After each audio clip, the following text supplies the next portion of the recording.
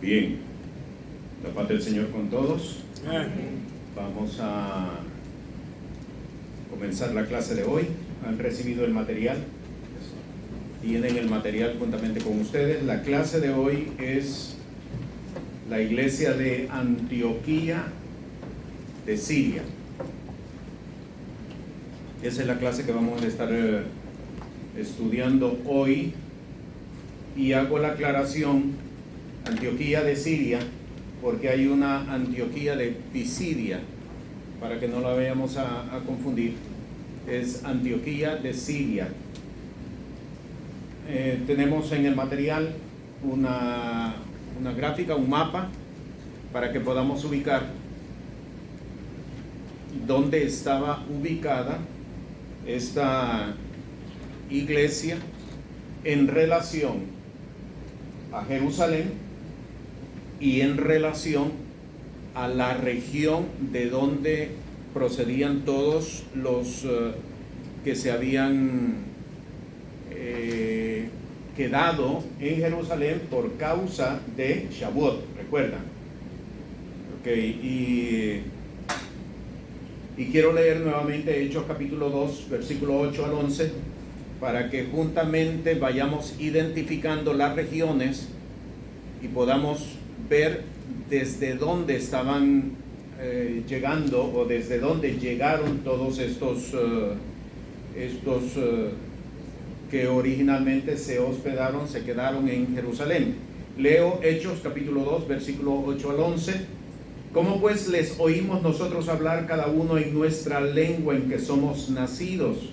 Partos, vaya ubicándolo usted en el mapa, partos, medos, elamitas, y los que habitamos en Mesopotamia, en Judea y en Capadocia, en el Ponto y en Asia, en Frigia y en Panfilia, en Egipto y en las partes de África que está de la otra parte de Cirene, y romanos, extranjeros, tanto judíos como convertidos, versículo 11, cretenses y árabes, les oímos hablar en nuestras lenguas las maravillas de Dios. En su debido momento establecimos que esta población es judía. No vayamos a confundir por el hecho de que se mencionan naciones que son pues gente que llegó desde allí. No, son judíos que vivían en esos lugares, que por cumplimiento de la palabra en Levítico habían llegado a Jerusalén. Por lo general la gente llegaba para Pesaj, es decir, para Pascua, y por la cercanía de Shavuot decidían quedarse hasta Shavuot, porque Pascua o Pesaj es en el primer mes, Shavuot o Pentecostés, que así lo conocemos, es en el tercer mes. La tercera fiesta es en el séptimo mes, la fiesta de Sukkot, o tabernáculos o cabañas. Por lo general, entonces, la gente lo que hacía era venir para la primera fiesta y decidían quedarse hasta la segunda fiesta, y de ahí ellos regresaban a sus lugares. ¿Por qué venían? Porque la palabra les ordenaba que llegaran. 3 veces al año se presentará todo varón de vosotros al lugar que Jehová tu Dios escogiere. Es una ordenanza. ¿Cuáles eran las fiestas? Pesaj en el primer mes, Shavuot tercer mes, y Sukkot para el séptimo mes. Así es de que cuando encontramos estas naciones, nosotros sabemos de que son gente judía que han venido por cumplimiento de la ley mosaica que les ordenaba a venir para estas fiestas. En el Evangelio de Lucas encontramos la referencia de José y María, de que ellos venían solamente para la fiesta de Pascua, o sea, para la fiesta de Pascua, y ellos se regresaban inmediatamente después de eso. Lo leen ustedes en el en el Evangelio de Lucas. Allí está ese relato. Bien, Entonces, los primeros 3,000 conversos, aquellas primeras 3,000 personas que recibieron la palabra son judíos que han venido de todos estos lugares. Por la enseñanza de los apóstoles de que Jesús viene ya mismo, entonces ellos deciden quedarse, porque si Jesús viene, ¿qué sentido tiene que regresemos? Nos quedamos aquí. Y ellos fueron los que iniciaron la práctica de la venta de propiedades. Regresaban a sus lugares de origen, vendían las propiedades y regresaban a Jerusalén. A veces uno ha creído, lo digo por la experiencia mía, que quienes vendían las propiedades eran los de Jerusalén, pero no. O sea, la gente de Jerusalén vivió en sus mismos lugares. Por eso, cuando hubo la persecución, quienes regresan son los que se habían quedado. La iglesia de Jerusalén estaba compuesta por, prácticamente al principio, por 8,000 personas. 3,000 que se convierten en Shavuot y 5,000 que se convierten por causa de la sanidad del cojo. 3,000 salen expulsados y quedan en Jerusalén 5,000 personas.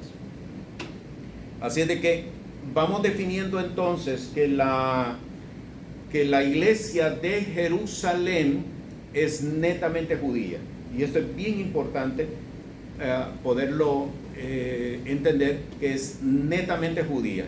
En la clase de la semana pasada nos dimos cuenta que el tercer grupo que ingresó a la iglesia de Jerusalén fueron los sacerdotes.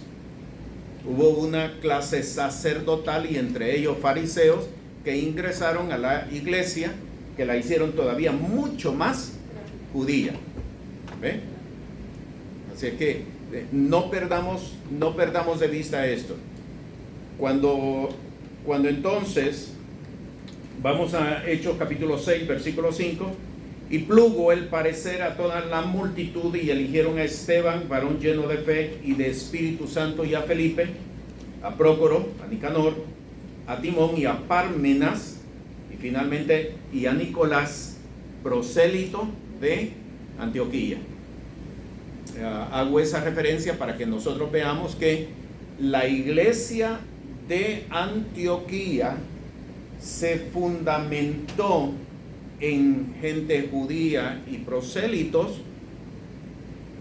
que habían salido de Jerusalén por causa de la persecución surgida por la muerte de Esteban.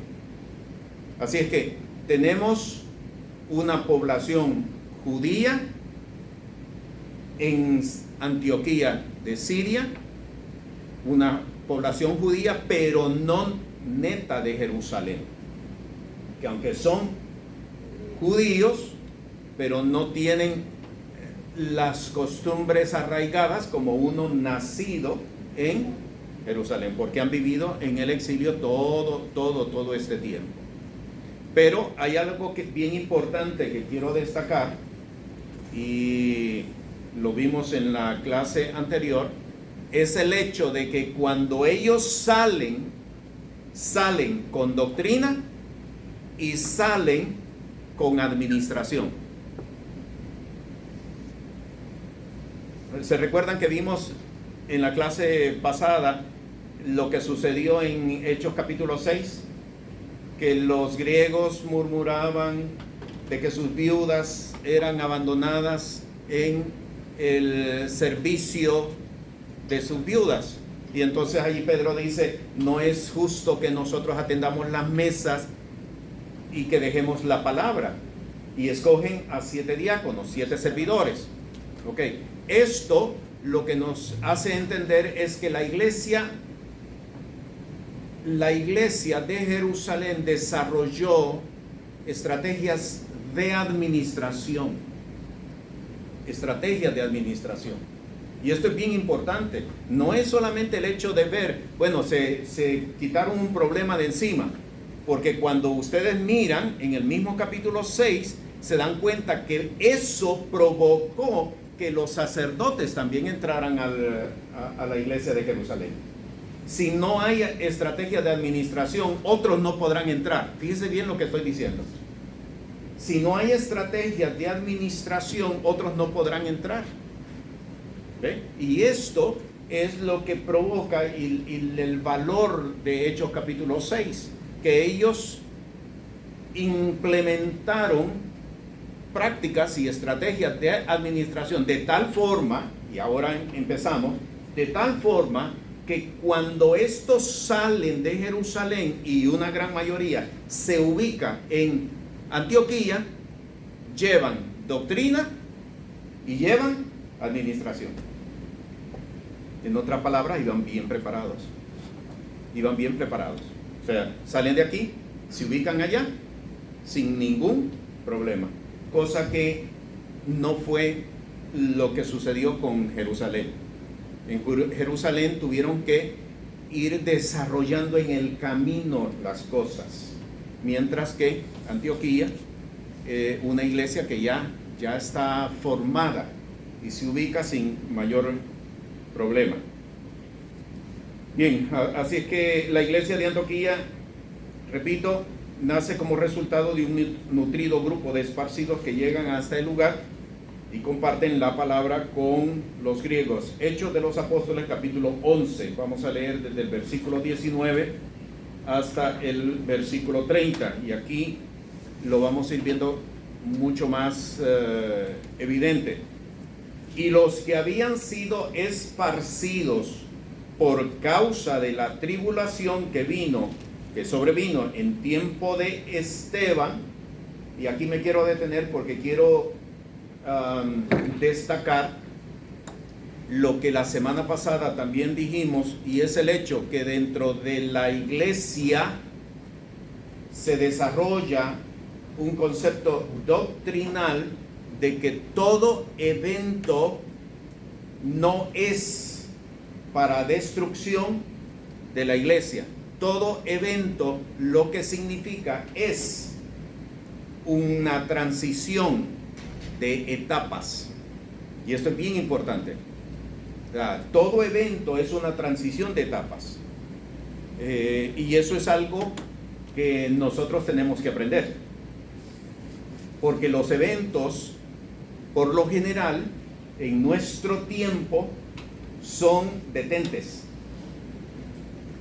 Detentes.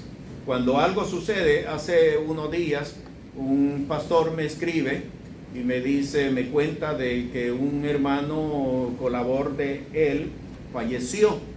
Y pues él está compungido porque él falleció.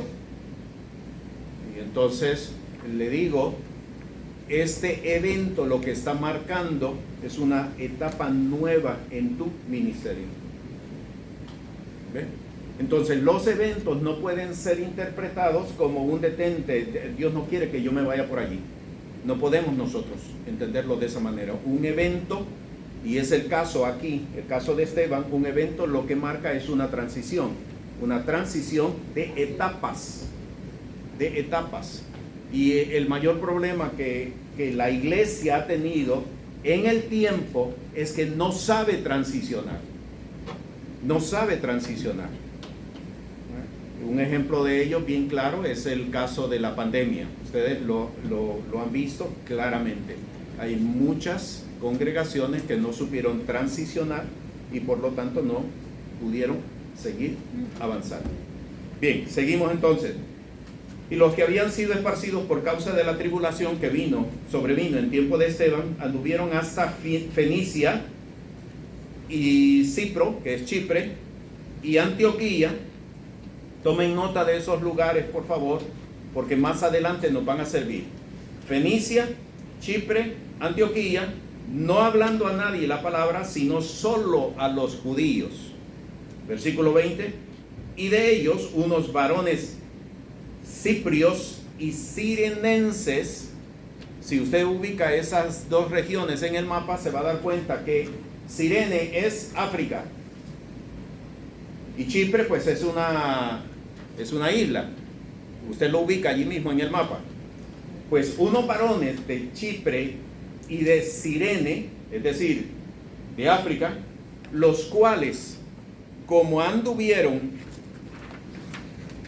entraron en Antioquía, hablaron a los griegos anunciando el evangelio del Señor Jesús, y la mano del Señor era con ellos, creyendo. Gran número se convirtió al Señor. Así es que tenemos dos datos aquí que nos van a servir muchísimo en el desarrollo de la historia de la iglesia. La primera de ellas es que la gente que llevó la palabra, ¿de dónde era? De Chipre y de Cirene. Ahí está, revíselo en su material. ¿De dónde eran? De Chipre y de Cirene. Y llegaron hasta el norte, hasta Antioquía de Siria. Y cuando entraron, dice la palabra, le hablaron a los griegos. Así es que la gente de Antioquía no es judía. La población de Antioquía es griega. Griega. El versículo 21, y la mano del Señor era con ellos, y creyendo, gran número se convirtió al Señor. Ahora, vean lo siguiente que vamos a destacar. Pastor Pedro, ¿quieres decir entonces que ellos dominaban varios idiomas entonces? No, uno. Bueno, porque la tierra habitada en aquel entonces hablaba griego. Hablaba griego. En Jerusalén se hablaba griego. ¿Ok? Griego y se hablaba hebreo. ¿Dónde? Se hablaba hebreo también. Lo hablaban solamente en la sinagoga. En la sinagoga. En la sinagoga. Okay. Ese dato es bien importante, y eso me permite a mí hacer un señalamiento mayor aquí. Vayan por favor a Hechos de los Apóstoles, en el capítulo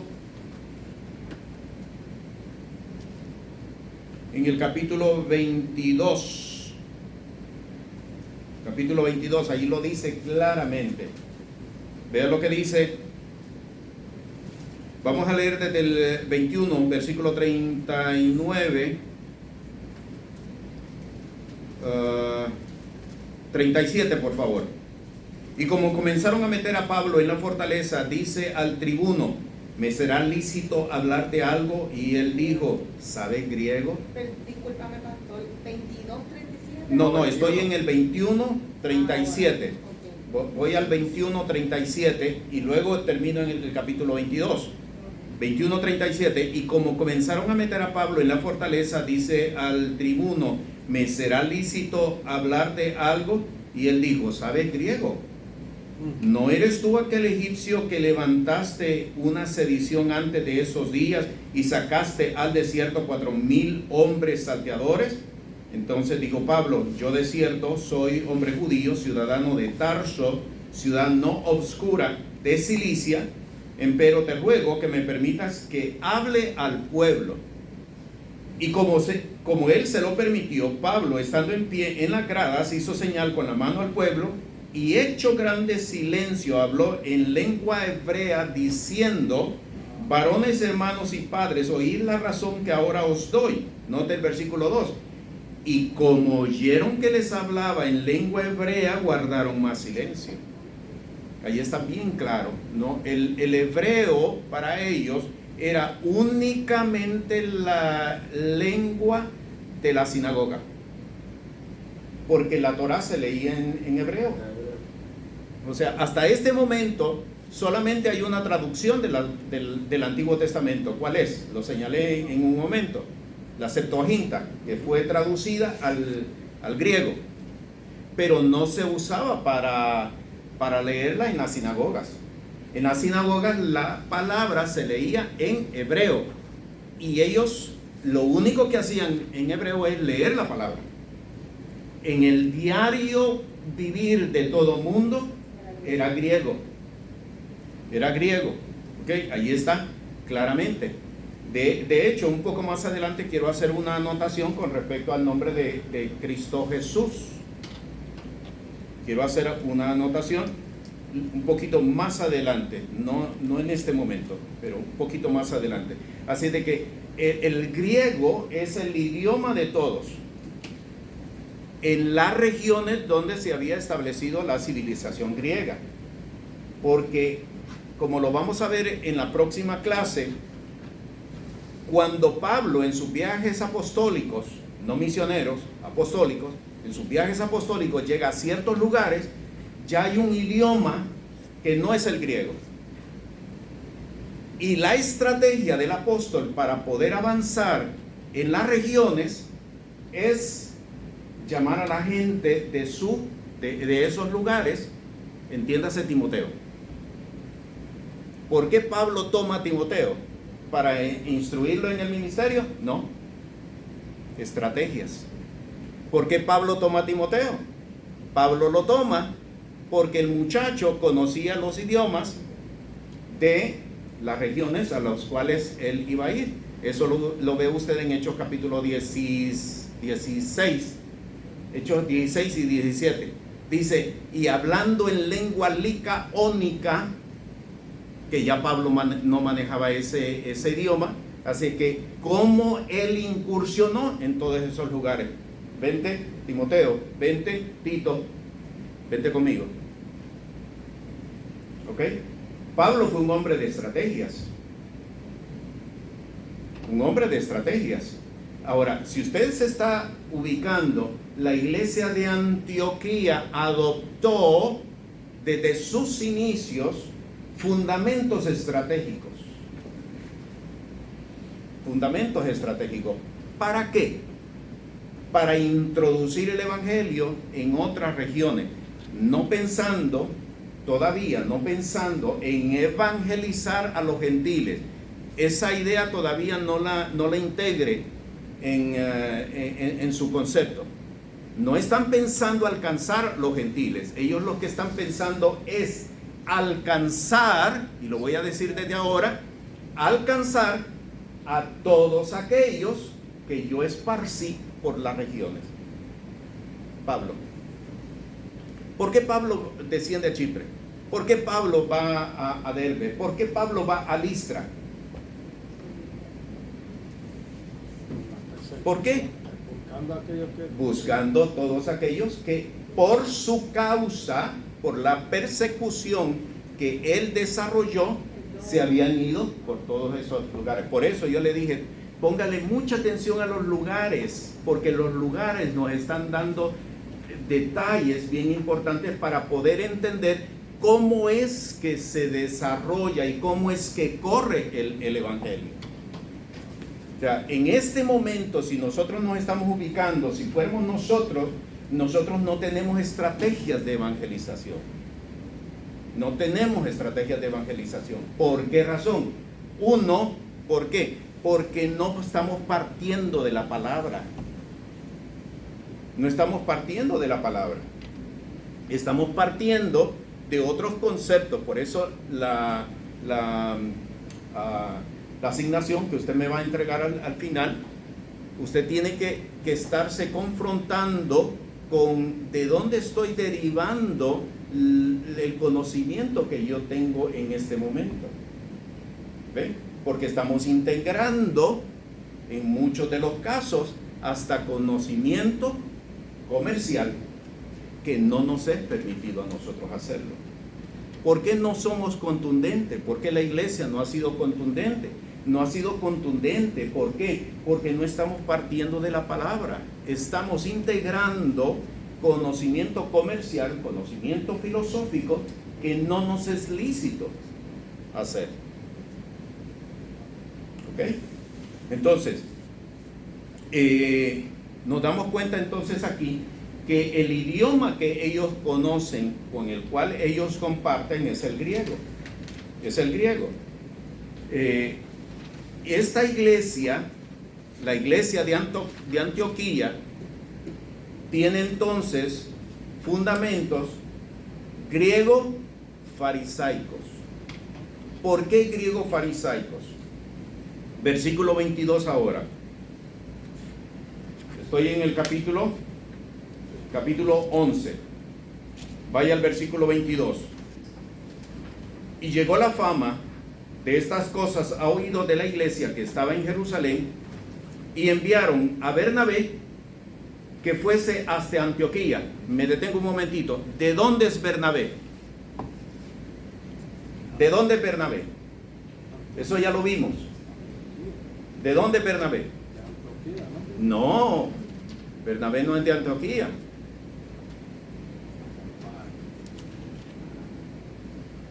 Bueno, sigo. Y enviaron a Bernabé que fuese hasta Antioquía. ¿Por qué enviaron a Bernabé hasta Antioquía? Recuerde, vamos de nuevo al versículo 20. Y de ellos había unos varones ciprios o cirinenses, los cuales como entraron en Antioquía, hablaron a los griegos. Ok, vaya al capítulo 4, versículo 36. Y ahí está la respuesta de la pregunta que le acabo de hacer. Y yo confío que no se le va a olvidar. Hechos 4, 36. De Chipre. ¿Por qué enviaron a Bernabé a Antioquía? Es que todo tiene una razón de ser. Todo tiene una razón de ser. Bueno, pero si es que la gente que entró allá, ¿de dónde viene? De Chipre. De Chipre, de cirinenses. Ok, pues entonces, ¿quién más idóneo que uno que es de Chipre? Que uno que es de Chipre. ¿Quién es de Chipre? ¿Quién es de Chipre? Bernabé. Pues Bernabé va para Antioquía. ¿Ok? Entonces, yo lo que quiero que usted vaya viendo es no solamente cómo se está moviendo la obra, cómo se está moviendo el evangelio, sino que es una iglesia estratégica la que se está moviendo. Es una iglesia estratégica, es una iglesia administrativa. Es una iglesia administrativa. ¿Por qué? Porque el Señor se encargó de administrar, de darles administración, y lo vimos en Hechos capítulo 6, y otros detalles que no los hemos destacado, pero que están presentes allí. Ok, seguimos entonces.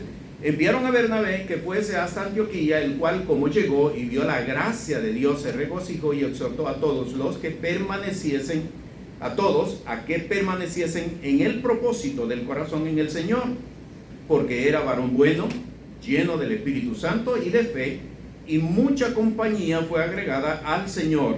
Después partió Bernabé a Tarso a buscar a Saulo, y hallado le trajo a Antioquía, y conversaron todo un año allí con la iglesia y enseñaron a mucha gente. No pierda de vista que Pablo es fariseo. No pierda de vista que Pablo es fariseo.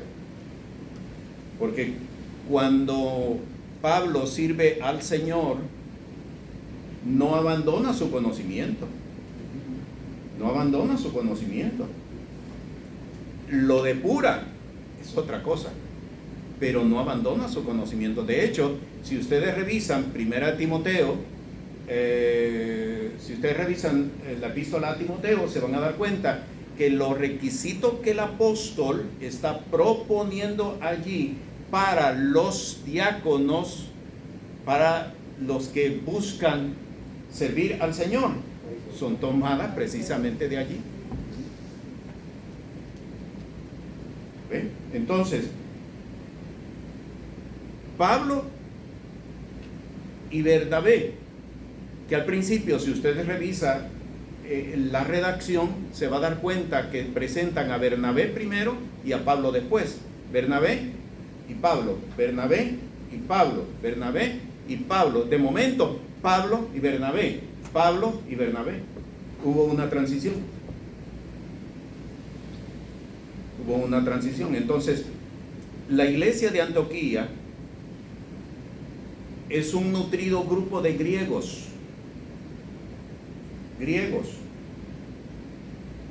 Pero es una iglesia, y aquí viene la diferencia con la iglesia de Jerusalén. La iglesia de Antioquía es profética y doctoral. ¿Por qué razón? Vaya a Hechos capítulo 13. Hechos capítulo 13, el primer versículo. El primer versículo. Había entonces en la iglesia que estaba en Antioquía, tome nota, profetas y doctores, maestros, traducido en la versión de 1960, y doctores. O sea, el maestro es un doctor en la palabra. O sea, no es solamente el que enseña, no es solamente el que enseña, el maestro no es solamente el que enseña, es un doctor en la palabra. Entonces, observe que dice, había entonces en la iglesia que estaba en Antioquía profetas y doctores. La iglesia de Jerusalén es una iglesia apostólica y profética. La iglesia de Antioquía de Siria es una iglesia profética y doctoral.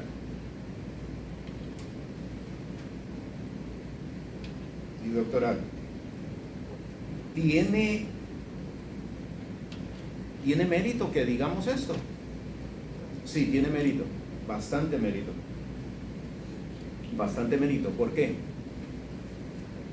Porque la iglesia de Antioquía era una iglesia que tenía vasto conocimiento. Vasto conocimiento. Nadie podía engañar a uno de la iglesia de Antioquía. Nadie.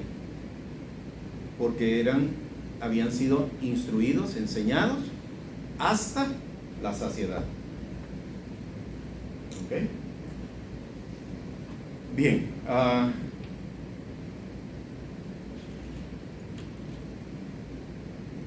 Quiero entonces ahora volver al capítulo 11 y vamos a los versículo 26. Termino el versículo: y conversaron todo un año allí con la iglesia y enseñaron a mucha gente. Y note, y los discípulos fueron llamados cristianos primeramente en Antioquía. ¿Por qué fueron llamados cristianos? Seguían la enseñanza de Cristo. ¿Por qué qué? Seguían la enseñanza de Cristo. Seguían la enseñanza de Cristo, pero vamos a depurarla un poquito más. No seguían de lo único que hablaban, era de Cristo.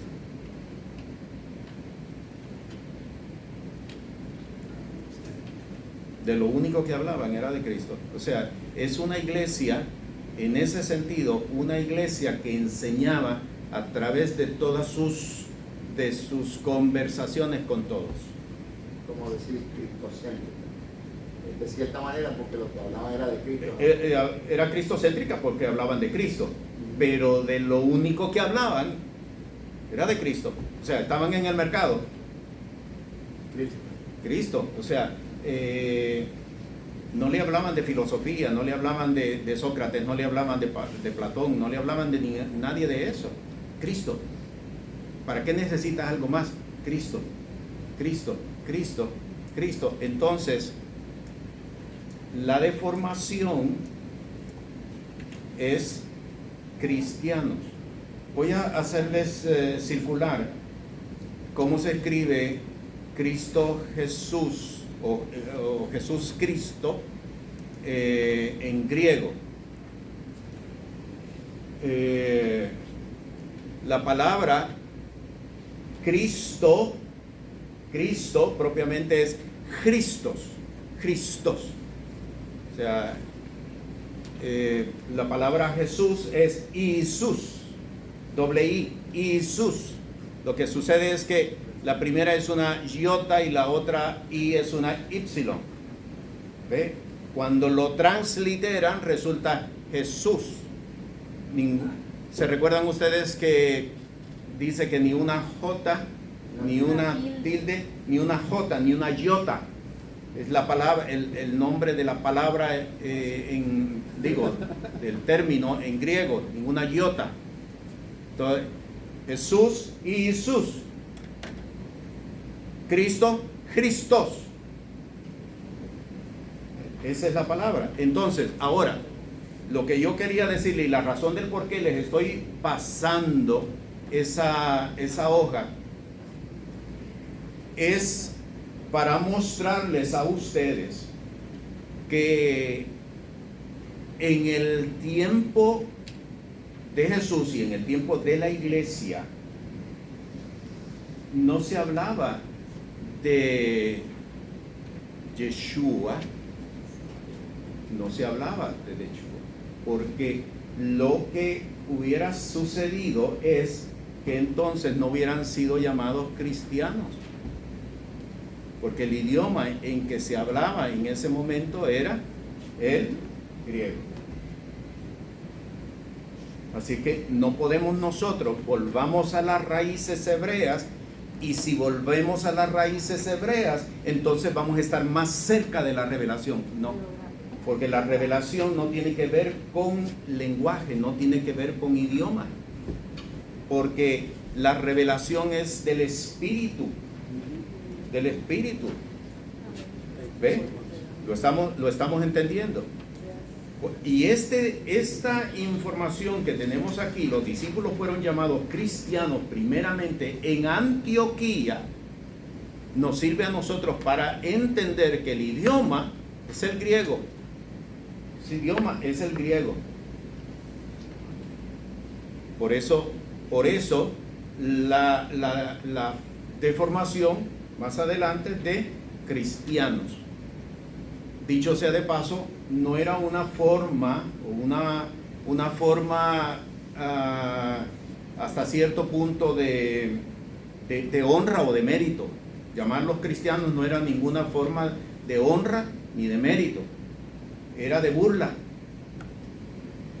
Era de burla. Llamarlos cristianos era burlándose de ellos.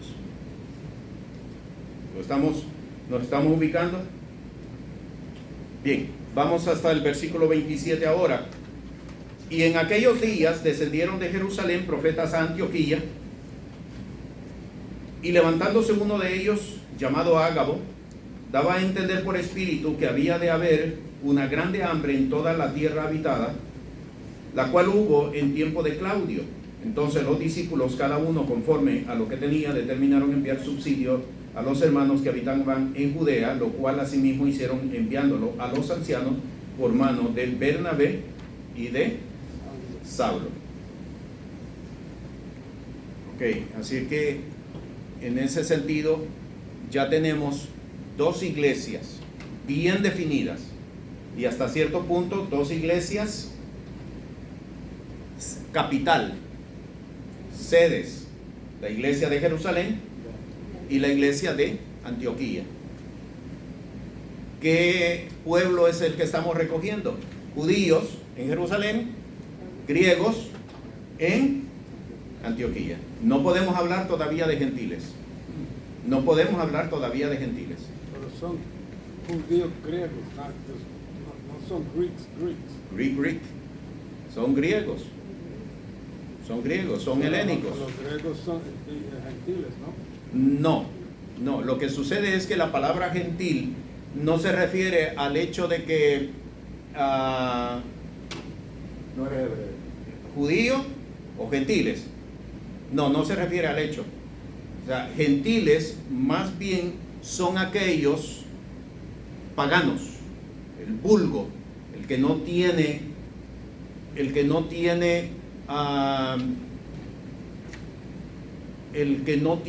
una mayor preparación. Primera de Corintios se lo dice claramente en el capítulo 1. Le dice: mirad vosotros, hermanos, que ninguno de ustedes es poderoso, ni noble, ni hombre con recursos, y ahí viene Pablo y le dice, porque lo vil de este mundo escogió Dios para avergonzar a los sabios. ¿Qué le está diciendo? Ustedes son viles, ustedes son vulgares, eso es gentil. O sea, gente con poco conocimiento. Con poco gente conocimiento y gente con poca educación, paganidad, con pero mucha no, paganidad, sí. En Mateo, Ujú, Mateo 18, ujú. ¿Qué dice? si no los oyere a ellos, dilo a la iglesia. Y si no oyere a la iglesia, tenle por gentil y publicano. Ujú. ¿Ve? O sea, tenle por lo más vil, por lo más vulgar que puede haber. Y Pablo escribe también a la primera epístola de Corintios y les dice, con ellos ni siquiera se sienten a comer. Gentil son personas que no saben nada de Dios. No saben nada de Dios y sus prácticas son vulgares, son paganas en todo sentido de la palabra. Son paganas, no tienen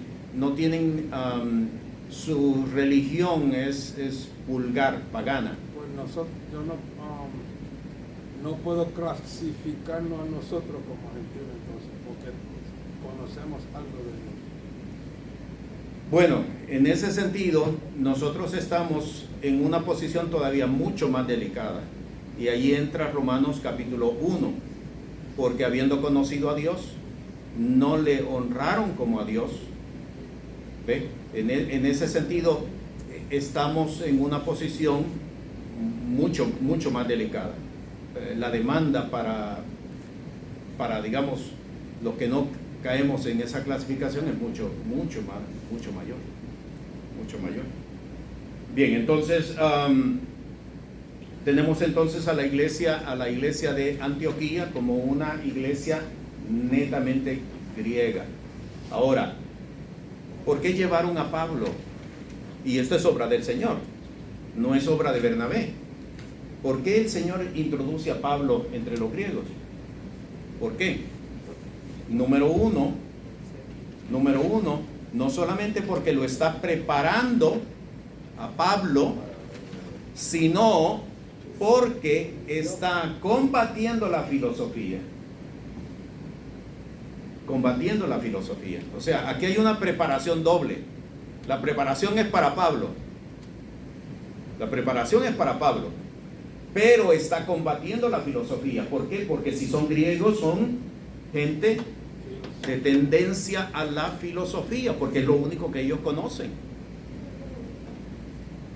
Así es que el Señor introduce a Pablo con un doble propósito. Uno para moldearlo, y vaya que moldear a Pablo en medio de ese ambiente no fue fácil, pero tenía que moldear a Pablo. Si mire, por el hecho de que Bernabé quería llevar a Juan Marcos para su segundo viaje apostólico, y Pablo no quería que él fuera porque había abandonado en el primer viaje apostólico, fue más que suficiente para separarlos, para que usted vea el carácter de Pablo. El carácter de Pablo no era vengo en el nombre del Señor, aborrécenme porque para esto he venido, no. O sea, Hechos de los Apóstoles, capítulo 16, lo meten en la cárcel del más a fondo, con los pies en el cepo. Vienen el día siguiente, dicen los magistrados que ya pueden irse, vayan en paz. Azotados públicamente, sin ser oídos en juicio, y nos dejan a nosotros que nos vayamos sin hacer nada. No, que vengan ellos y nos saquen. ¿Ah? Ok. ¿Ve? Entonces, para que nosotros veamos que el hecho de el Señor haber introducido a Pablo entre los griegos, no era Pablo, tú eres el único que puede hacer las cosas bien aquí, ven y enséñales a todo esto que no saben hacer las cosas bien aquí. No, Pablo, te voy a enseñar lo que debes de sufrir por causa de Cristo, te voy a moldear. porque no es a esto a lo que te he traído, es más adelante. Más adelante. Así es que vayamos entendiendo algo bien importante. Los procesos de Dios tienen siempre un propósito doble. Los procesos de Dios tienen siempre un propósito doble. No es lo que yo puedo hacer o lo que yo voy a hacer a los sitios a los que el Señor me lleve. Muchas veces podría ser más para mí que para ellos, para moldearme, para prepararme, para forjarme, porque si llego a lo que realmente voy a hacer, así como estoy, puede ser que el primer día y regrese porque ya acabé la obra. Tú tenías una pregunta. No, lo contestaste. Ok, ya está contestada. Bien. Bien, vamos a Hechos de los Apóstoles capítulo 13 y aquí prácticamente estamos ingresando a el propósito de la iglesia de Antioquía. ¿Cuál era el propósito de la iglesia de Antioquía? Cada vez que el Señor levanta una congregación, lo hace con un propósito. Oiga bien lo que estoy diciendo. Cada vez que el Señor levanta una congregación o levanta una comunidad de fe, lo hace con un propósito. No es para vengan todos los que no pueden integrarse en otra congregación porque aquí los vamos a integrar. No, hay un propósito. La iglesia de Antioquía se fundamenta con el propósito de lanzar desde allí para las comunidades griegas gentiles. Ese es el propósito. Había entonces, estoy en el capítulo 13, en la iglesia que estaba en Antioquía, profetas y doctores: Bernabé, Simón, el que se llamaba Níger, Lucio, Cireneo y Manahén, que había sido criado con Herodes el tetrarca, y Saulo. Los primeros son profetas, los últimos dos posiblemente son maestros o doctores. Ministrando pues estos al Señor y ayunando, dijo el Espíritu Santo: apartadme a Bernabé y a Saulo para la obra para la cual los he llamado. Entonces, habiendo ayunado y orado y puesto las manos encima de ellos, los despidieron. Y ellos, enviados así por el Espíritu Santo, descendieron a Seleucia y de allí navegaron a Chipre. ¿Por qué a Chipre? Ahora usted lo está entendiendo. No es porque ¿a dónde vamos? Ubiquémoslo en el mapa. ¿A dónde vamos? No. Están yendo a los sitios donde llegaron los dispersos. Y en este mismo texto se lo voy a mostrar. Donde ellos van tras de la gente que salió dispersada de Jerusalén. Ese es el propósito. Ellos no están pensando, óigalo bien, ellos no están pensando: vamos a traer a los pies de Cristo más personas y los vamos a integrar en la iglesia y vamos a hacer una comunidad muy grande y una comunidad donde todos podamos compartir. No están pensando en eso. No están considerando eso. Ahora, todas estas cosas nos tienen a nosotros que ir ubicándonos, nos tienen que ir enseñando cuáles son los propósitos en Dios de cada una de nuestras vidas. Porque si no hay un propósito, realmente no vamos a llegar a ningún sitio. No vamos a llegar a ningún sitio. ¿Ok?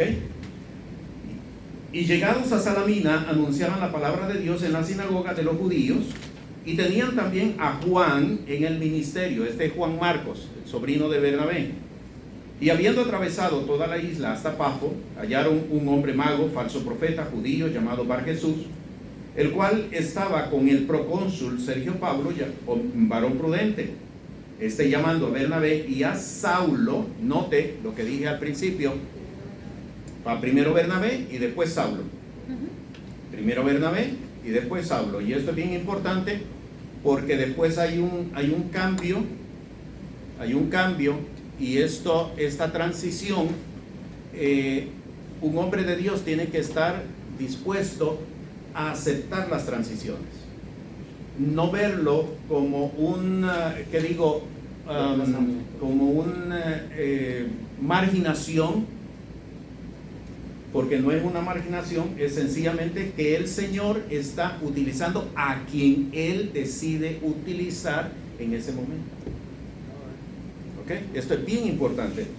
Deseaba oír la palabra de Dios, pero le resistía Elimas, el encantador, que así se interpreta su nombre, procurando apartar de la fe al procónsul. Entonces Saulo, que también es Pablo, lleno del Espíritu Santo, poniendo en él los ojos, dijo: oh, lleno de todo engaño y de toda maldad, hijo del diablo, enemigo de toda justicia, ¿no cesarás de trastornar los caminos rectos del Señor? Y esta palabra y esta pregunta nos hace entender que Bar Jesús, aunque se le llama y se le identifica como un mago, era una persona que tenía conocimiento, como judío que era, tenía conocimiento de la palabra. ¿Ok? Para que entendamos que muchas veces la gente que vamos a enfrentar no es necesariamente gente inconversa. Es gente con conocimiento y pudiera ser inclusive en algunos casos hasta gente con ministerio. ¿Ok? Versículo 11. Ahora pues, he aquí la mano del Señor es contra ti y serás ciego, que no veas el sol por tiempo. Y luego cayeron en él oscuridad y tinieblas, y andando alrededor buscaba quien le condujese por la mano. Entonces el procónsul, viendo lo que había sido hecho, creyó, maravillado de la doctrina del Señor. Y partidos de Pafo, no me dicen nada de ¿y qué hacemos con el procónsul? ¿Qué hacemos con el procónsul?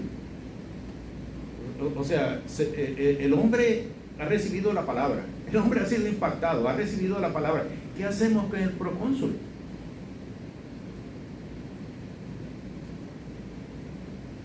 Ahí están las sinagogas. Ahí están las sinagogas. Que se integre a las sinagogas.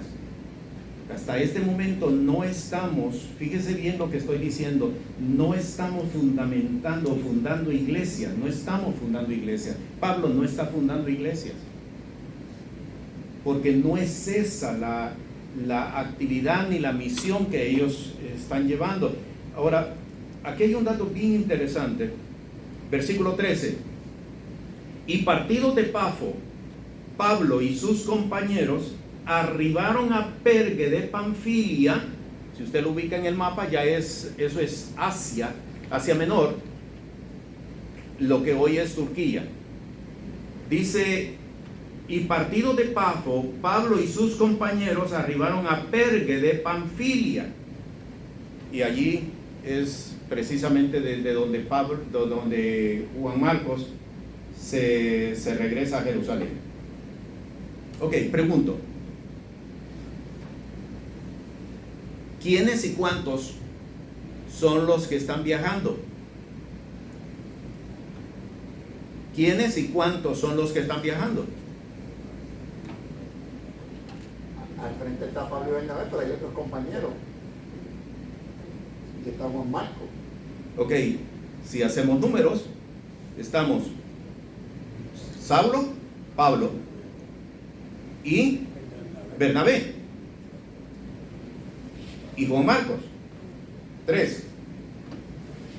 ¿Por qué el escritor dice Pablo y sus compañeros?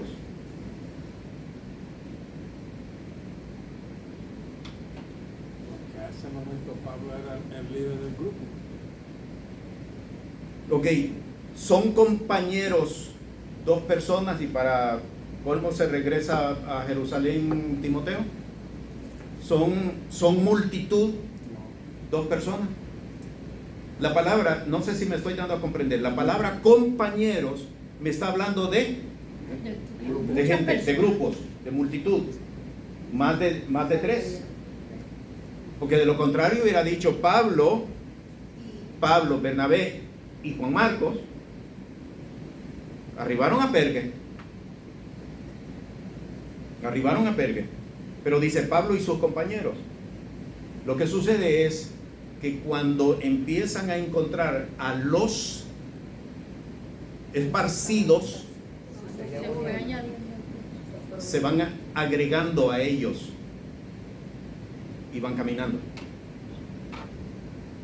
Note de nuevo, no estamos formando iglesia.